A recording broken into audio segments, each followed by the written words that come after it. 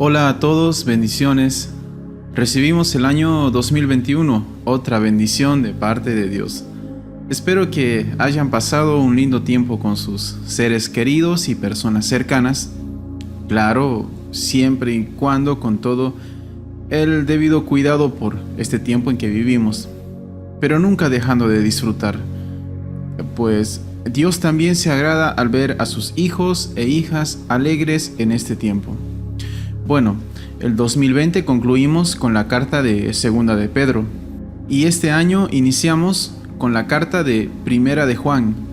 Así que ya preparados, vamos al primer capítulo de esta carta. Dice Primera de Juan y leemos todo el capítulo 1 que conlleva 10 versículos. Les anunciamos al que existe desde el principio, a quien hemos visto y oído. Lo vimos con nuestros propios ojos y lo tocamos con nuestras propias manos. Él es la palabra de vida. Él, quien es la vida misma, nos fue revelado y nosotros lo vimos. Y ahora testificamos y anunciamos a ustedes que Él es la vida eterna. Estaba con el Padre y luego nos fue revelado. Les anunciamos lo que nosotros mismos hemos visto y oído, para que ustedes tengan comunión con nosotros, y nuestra comunión es con el Padre y con su Hijo, Jesucristo. Escribimos estas cosas para que ustedes puedan participar plenamente de nuestra alegría. Este es el mensaje que oímos de Jesús y que ahora les declaramos a ustedes. Dios es luz, y en Él no hay nada de oscuridad. Por lo tanto, mentimos si afirmamos que tenemos comunión con Dios, pero seguimos viviendo en oscuridad espiritual. No estamos practicando la verdad.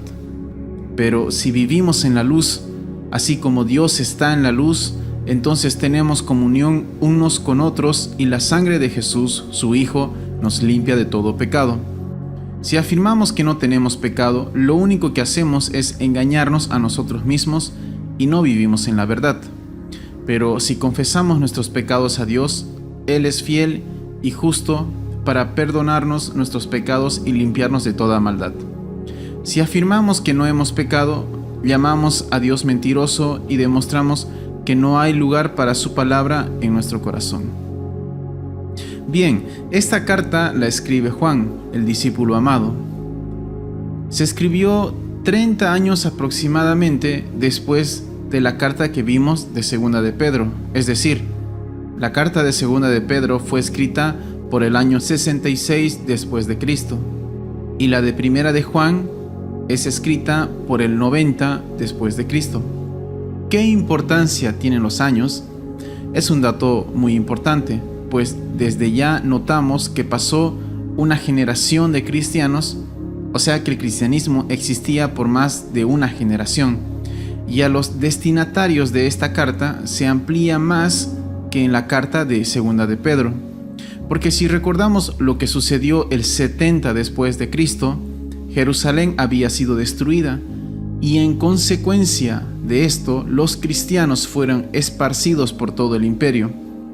Ahora el problema no eran esas persecuciones severas que vimos en la carta de Segunda de Pedro, sino que pasó a ser lo que enfrentaba la iglesia en ese momento: la pérdida de consagración. Así como vimos en la carta de Pedro sobre aquella pronunciación de los falsos maestros, en esta carta no dejan de estar ausentes. Incluso su número parece haber incrementado, y así aceleraron el deslizamiento de la iglesia, alejándola de la fe cristiana. ¿Por qué escribe Juan esta carta? Para que la iglesia vuelva al camino, hablando sobre la luz contra las tinieblas, la verdad contra el error. Y como se suele conocer a Juan, no puede dejar de hablar del amor genuino para con Dios y los demás. Luego de una breve explicación sobre esta carta, miremos este capítulo, que lo podemos ver en 3 partes. El verso 1 y 2 es la introducción. El verso 3 al 7 habla sobre la comunión y el verso 8 al 10 habla sobre el pecado. Juan se presenta con tanta elegancia y autoridad como suele sorprendernos en sus escritos, pero ante todo vemos algo que desde ya es para aprender. ¿Y qué mejor iniciar un nuevo año de esta manera? Juan hace la mejor presentación y saludo, que es presentarse como testigo de Jesús. Menciona 3 sentidos que aclaman haber estado con Jesús.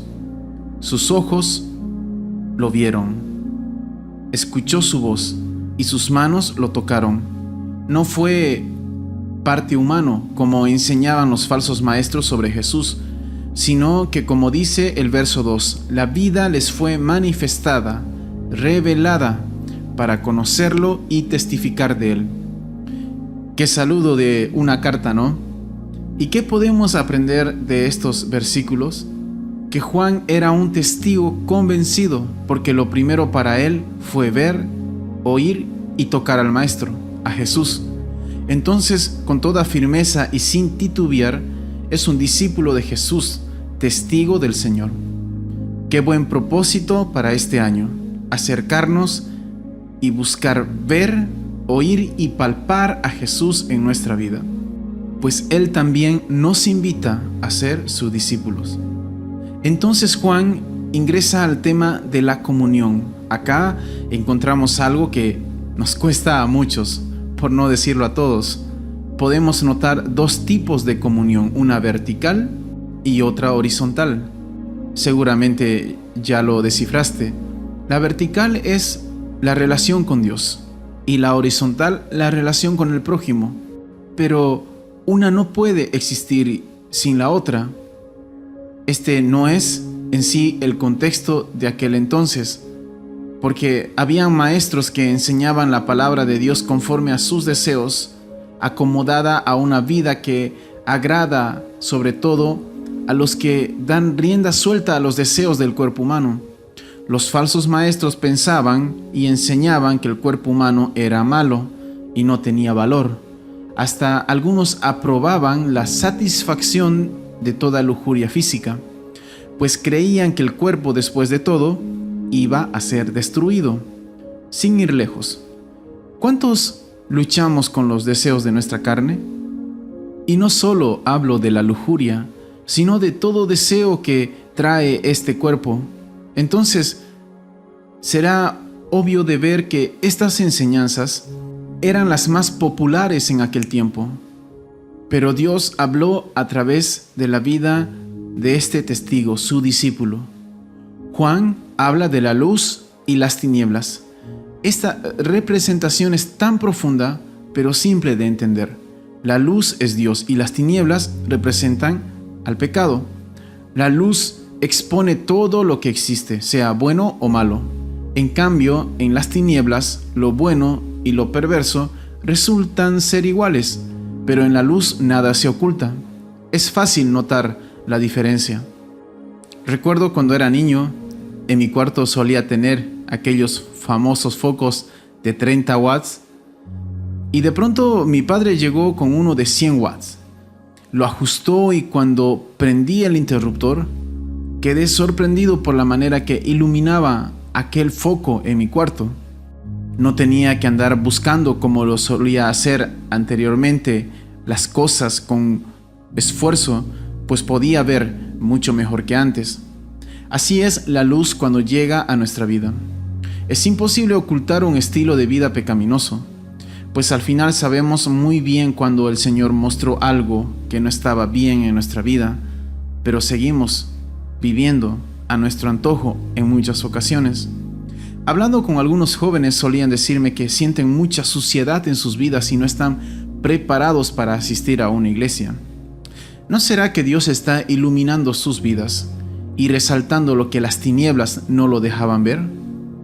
Pues no asistimos a la iglesia porque estamos llenos de luz, sino porque estábamos en tinieblas y precisamos de aquella luz. Y entonces Juan salta al tercer punto, el pecado. ¿Por qué Juan habla tan fuerte sobre este tema del pecado?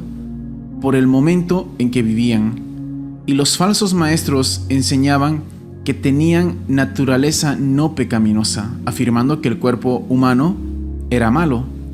Y lo peor es esta enseñanza que se las nombro en este momento, que sin importar lo que hicieran, no cometían pecado. Podríamos decir, feliz Navidad para el deseo del cuerpo. De la libertad lo llevaron al libertinaje.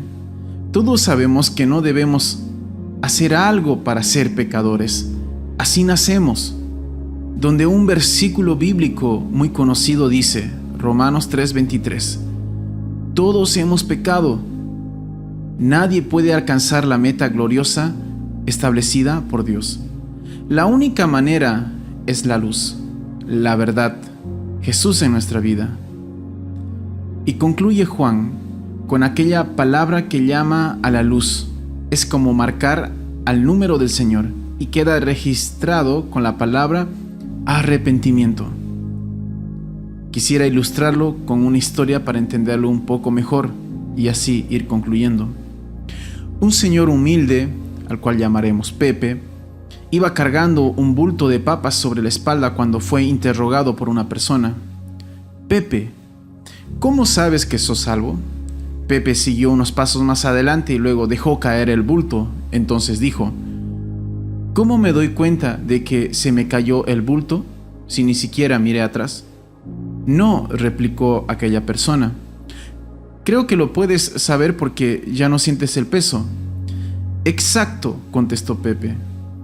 Por esta misma razón sé que soy salvo, pues he perdido la carga de pecado y tristeza y he hallado paz y satisfacción en Jesús. Que esa sea la luz de Dios en tu vida. Dios bendiga el inicio de este año para ti. No existe mejor año en el cual podemos y decidimos conocer más a Dios. Nos encontramos en el próximo devocional. Te dejo en este tiempo con esta melodía para que puedas meditar y hablar con Dios, para que esa luz ilumine tu vida. Bendiciones.